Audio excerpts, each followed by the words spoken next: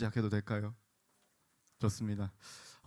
제가 짧게 살았지만은 제 경험상 사람들은 살면서 다 마음속에 소망 한 가지씩이 있는 것 같습니다. 바라는 게 있는 것 같아요.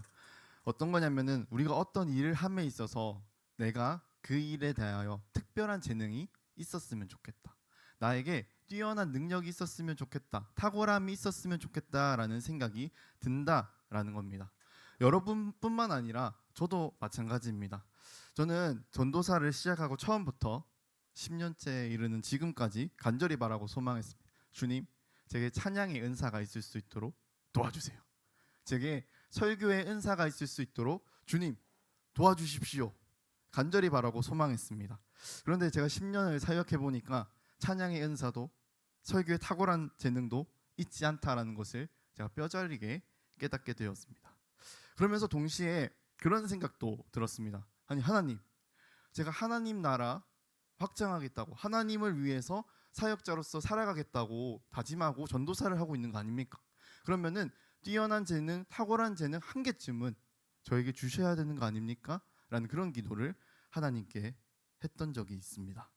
그런데 성경을 계속 읽다 보니 오늘 본문 말씀을 읽다 보니 하나님은 그렇게 계획을 실천하는 행하시는 분이 아니구나라는 것을 제가 깨닫게 되었습니다. 오늘 말씀을 통해서 주님께서 저와 여러분에게 말씀하고 계신 것이 있습니다. 바로 주님께서 사용하시는 자의 조건이 있는데 그 조건에는 능력이 기준이 되지 않는다라는 겁니다. 여러분이 어떤 탁월한 재능이 있냐 없냐로 주님께서 사용하시냐 아니냐 결정되는 것은 아니다라는 것입니다. 오늘 본문에는 하나님의 엄청나게 크신 계획에 사용받는 인물이 등장합니다. 바로 아나니아입니다. 그런데 여러분, 아나니아는 어떤 특별한 굉장한 능력을 가진 사람이 아니었습니다. 다메섹이란 그 동네에 있는 수많은 그리스도인 중에 한 사람, 평범한 한 사람이었습니다. 예수님은 그 평범한 한 사람을 부르셨다라는 겁니다. 여러분, 한번 생각해 보시기 바랍니다. 예수님이 지금 하나님의 계획을, 하나님의 뜻을 이루기 위해서 계획을 행하고 계시죠. 근데 하나님이 일하시는 이 방법이 효율적입니까? 효율적인가요?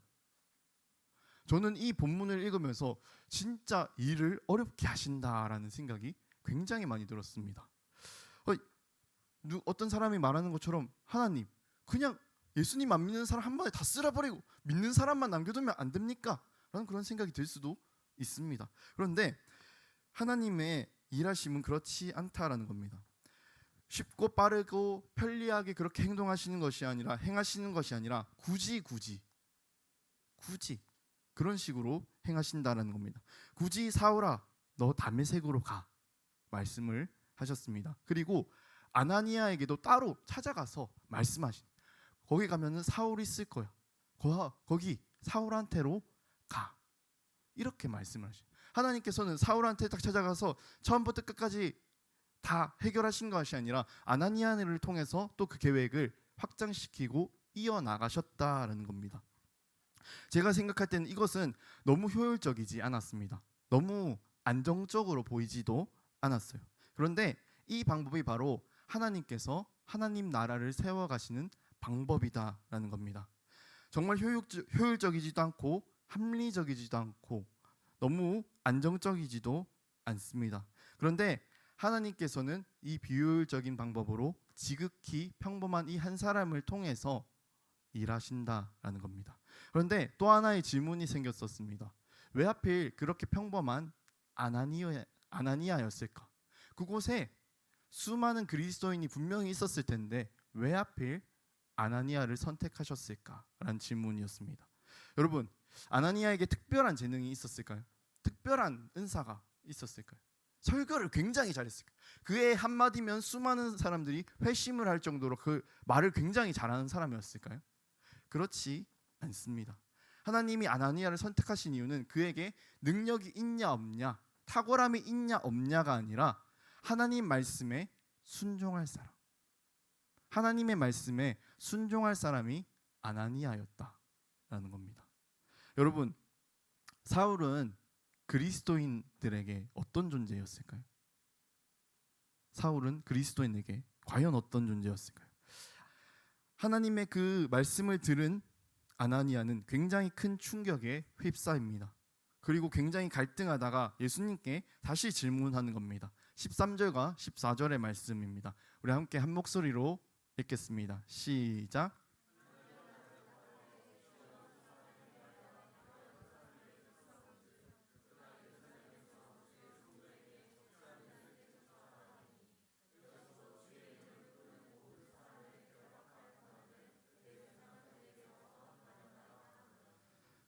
말 그대로 그리스도인들에게 이 사울은 죽일 놈, 죽여야 될 놈이었습니다.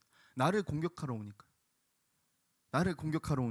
앞서 그 스데반을 죽게 만든 엄청나게 큰 지분을 차지했던 장본인이 이 사울이었으니까요. 나를 죽이러 우리 그리스도인들, 우리 잡으러 오는 그 존재가 사울이었다라는 겁니다. 그런데 예수님이 말씀하시는 거예요. 너 그 사울한테로 가라. 그리고 그 사울을 축복해줘라. 무슨 감정이 들었을까요? 제가요? 저 인간을요? 때려 죽여도 시원찮다 생각되는 저 인간을 내가 가서 축복을 해요? 내가 거기로 가요? 제가요? 라는 생각이 끊임없이 들었다라는 겁니다. 아나니아는 굉장히 당황스러웠습니다. 자신 안에 있는 그 분노의 감정도 다스려야 됐어요. 이가 아득바득 갈리고 정말 어떻게든 한 대 쥐어받고 싶은 그 마음을 참아내야 했습니다. 그리고 다른 그리스도인들도 나를 볼 거 아니에요. 다른 그리스도인들이 나를 볼 거 아니에요. 내가 사울에게 가면, 내가 그에게 축복하면 그 그리스도인들은 나를 뭐라고 생각할까요? 배신자, 죽일 놈, 쟤도 똑같아. 이렇게 생각할 위험이 분명히 있었다라는 겁니다. 아나니아는 분명히 그 모든 걸 알고 있었습니다. 그런데 그래서 예수님한테 여쭤보는 거예요. 저기로 가라고요? 쟤요?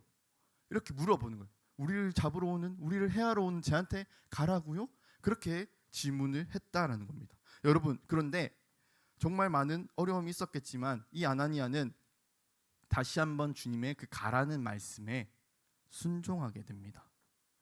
여러분, 그 순종한 아나니아를 통해서 사울은 예수님의 무한한 은혜를 경험하게 되었습니다. 그리고 세례를 받음으로써 예수를 핍박하던, 그리스도인을 핍박하던 사람이 아니라 거듭나서 새로운 사람으로 태어나서 이제는 예수를 전하는 사람이 되게 됩니다. 한 사람의 순종을 통해서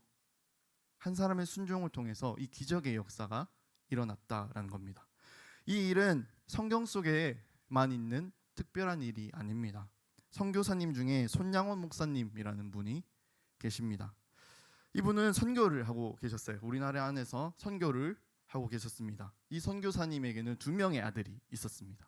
근데 예수쟁이라는 이유로 반란군이었던 안재선이라는 사람이 이 2 아들을 살해합니다. 그런데 이 안재선이 시간이 지나자 도망치다가 결국엔 붙잡혔어요. 이 안재선은 결국 사형을 받아서 이제 죽을 날을 기다리고 있는 사람. 근데 이 손양원 목사님이 이 사람을 용서해 달라 이야기합니다. 내가 내 아들로 이 사람을 삼을 테니 저 사람을 죽이지 말고 살려달라. 내가 내 자식 삼을 테니 저 사람을 풀어달라 이야기를 합니다. 놀랍게도 붙잡혀서 사형 당해야 될 그 안재선을 자녀 삼게 되었다라는 것입니다. 여러분, 그 선교사님은, 그 목사님은 자신의 아들들을 사랑하지 않았을까요? 너무너무 사랑했겠죠. 내 자식을 위해서 내가 대신 죽을 수도 있습니다 하는 게 부모의 마음인데 그 목사님은, 그 선교사님은 그 아들을 얼만큼 사랑하셨을까요? 너무너무 사랑하셨을 겁니다. 근데 내 아들을 죽게 만든 그 사람을 보면서 분명히 이가 아득바득 갈렸겠죠. 분노하는 감정을 참을 수가 없었겠죠. 버텨낼 수 없고 도저히 용서할 수 없을 것만 같았을 겁니다. 그런데 기록에는 나와 있지 않습니다. 그런데 이 손양원 목사님이 저 사람을 용서했다라는 겁니다. 아들을 삼았다라는 겁니다. 제가 다 알 수는 없지만 분명히 이 목사님은 주님께서 주시는 그 말씀을 들었다라고 저는 생각합니다. 어쩌면 마음이 불편하고 어렵고 힘들 수 있는 말씀이겠죠. 저 사람을 사랑하라, 저 사람한테 가라, 저 사람을 자녀 삼아라 말씀하시니 마음이 굉장히 불편하고 어렵고 너무너무 아팠을 것입니다. 그런데 이 목사님이 순종을 해서 이 사람을 살리고 자기의 자녀로 삼았습니다. 결국에 이 안재선이라는 사람은 목사가 되게 됩니다. 목사가 돼서 또 다른 사람들에게 하나님의 말씀을 전하기 시작했다 합니다. 여러분, 나한테 너무너무 소중한 거, 나한테 가장 소중한 거, 그것을 내려놓으면서까지 주님을 따르는 것, 주님을 선택하는 것, 그게 순종입니다. 이만큼이 남아요. 이 정도 남으니까 이 정도는 순종할게요가 아니라, 주님, 내가 아무것도 없고 더 이상 남은 게 아무것도 없지만 순종할게요. 주님 따라갈게요. 그게 바로 순종이다라는 겁니다. 여러분, 그리스도인에게 뛰어남과 탁월함보다 중요한 것은 이 순종입니다. 사무엘상 15장 22절 말씀입니다. 하반절의 말씀 우리 한 목소리로 읽도록 하겠습니다. 시작. 순종이 제사보다 낫고 듣는 것이 순양의 기름보다 나으니. 우리 한 번 더 읽어보겠습니다. 순종이 제사보다 낫고 듣는 것이 수잔양의 기름보다 나으니. 여러분, 이 말씀에서는 순종이 제사보다 낫다라고 이야기합니다. 여러분, 제사라는 것은, 예배라는 것은 누가 드리는 것입니까? 우리가. 누구에게로 드리는 겁니까? 하나님에게로. 아래에 있는 우리들이 하나님에게로 올려드리는 것. 하나님, 우리들의 최선의 것을, 우리의 최선의 노력을, 마음을 모아서 하나님께 올려드립니다 하는 게 우리들의 예배, 제사다라는 겁니다. 그런데 순종이라는 것은 반대인 거예요. 위에 계신 하나님이 아래에 있는 우리에게 말씀하시는 거예요.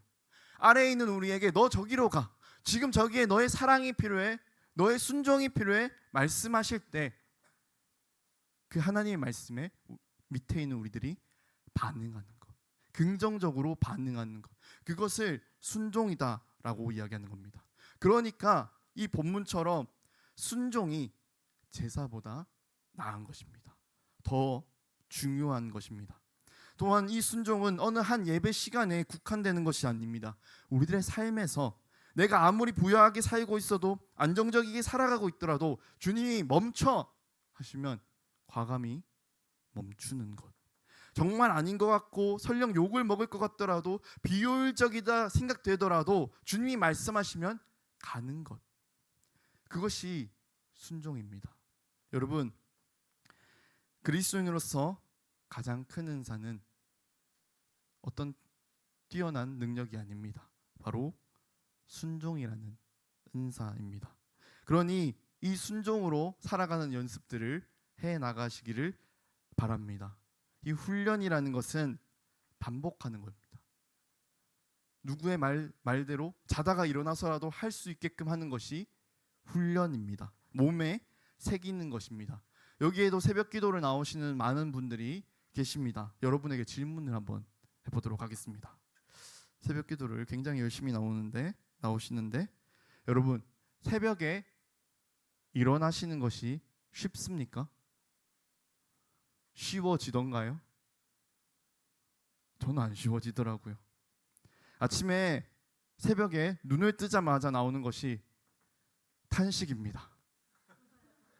와, 일어나야 돼, 일어나야 돼, 일어나야 돼 하고 일어나는 게 인간입니다. 떠지지 않는 눈과 무거운 몸을 이끌고 정말 하루하루 그래 훈련이다 생각하면서 저는 새벽 기도에 나갑니다. 사실 온전한 정신으로 있지는 못합니다. 설교를 듣고 기도할 때마다 온전한 정신으로 설교를 듣고 막 기도를 하는 순간보다 그렇지 못한 순간이 더 많은 것 같습니다. 또 때로는 습관처럼 나오고 있다라는 생각이 들어질 때도 있다라는 겁니다. 그런데 하루하루 그렇게 나오면서 제 자신을 훈련시키는 겁니다. 내 마음과 몸 그리고 나의 신앙을 계속해서 훈련하는 겁니다. 그렇게 하루하루 훈련하다 보면은 100일 정도 중에 하루 정도는 갑자기 똑같은 그 루틴대로 나는 하고 있는데 갑자기 어느 순간 그 하나님의 크신 사랑이 갑자기 느껴지는 순간이 있습니다. 갑자기 내 눈에서 눈물이 나오는 순간들도 있다라는 겁니다. 여러분, 때로는 내 삶이 너무 팍팍하고 살아내는 것이 너무 어려운 순간들이 있습니다. 그런데 저는 저를 회복시켰던 것은 세상이 말하는 그 다양한 힐링의 방법들이 아니라 훈련해야지, 순종해야지 하면서 나갔던 그 참으로 어려웠던 새벽 기도의 자리가 저에게는 다시 회복되는 자리였습니다. 여러분, 여러분에게 권면합니다. 순종할 수 있는 작은 연습들을 먼저 해나가 보시기를 권면드립니다. 아주 작은 거.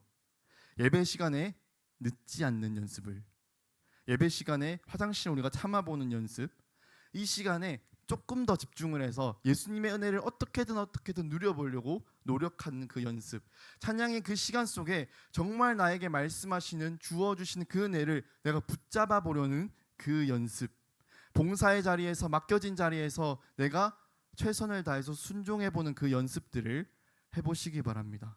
여러분, 정말 하나님께서 은혜를 주시고 하나님의 나라를 이루어 가시는 때는 내가 정말 아무것도 하지 못하겠다, 더 이상 나는 못하겠다라고는 생각이 들 때, 그 순간에 내가 하는 그 순종, 그때에 하나님께서 하나님의 나라를 이루어 가십니다. 여러분, 하나님께서 주신 그 순종의 자리에 순종해 보시기 바랍니다.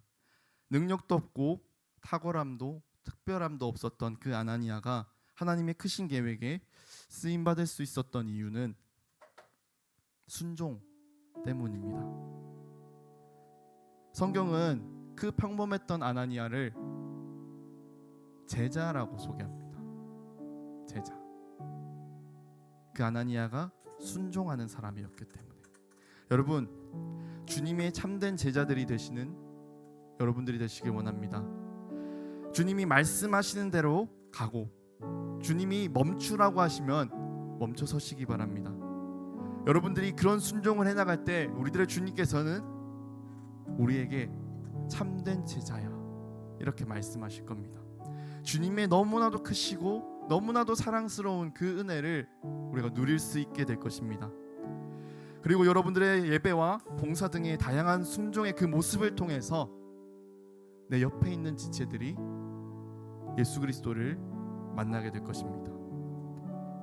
여러분, 정말 그 순종의 제자들이 되길 간절히 바라며 우리 함께 찬양 드리도록 하겠습니다. 주님 말씀하시면